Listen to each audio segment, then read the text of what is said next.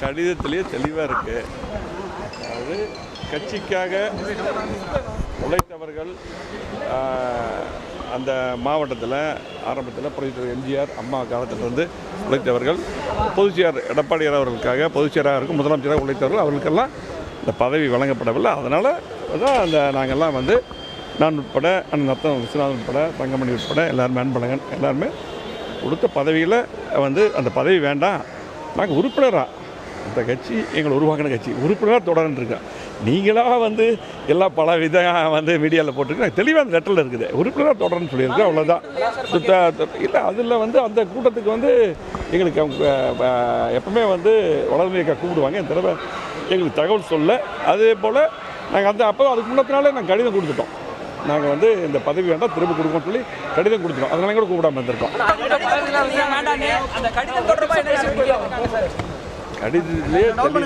கடிதத்திலேயே தெளிவாக இருக்குது.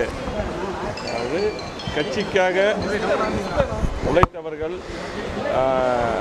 அந்த மாவட்டத்தில் ஆரம்பத்தில் புரட்சித்தலைவர் எம்ஜிஆர் அம்மா காலத்திலிருந்து உழைத்தவர்கள், பொதுச்செயர் எடப்பாடியார் அவர்களுக்காக பொதுச்செயராக இருக்கும் முதலமைச்சராக உழைத்தவர்கள், அவர்களுக்கெல்லாம் இந்த பதவி வழங்கப்படவில்லை. அதனால் தான் அந்த நாங்கள்லாம் வந்து நான் உட்பட நத்தம் விஸ்வநாதன் உட்பட தங்கமணி உட்பட எல்லாருமே அன்பழகன் எல்லாருமே கொடுத்த பதவியில் வந்து அந்த பதவி வேண்டாம், நாங்கள் உறுப்பினராக அந்த கட்சி எங்களை உருவாக்கின கட்சி உறுப்பினராக தொடர்ந்துருக்கேன்.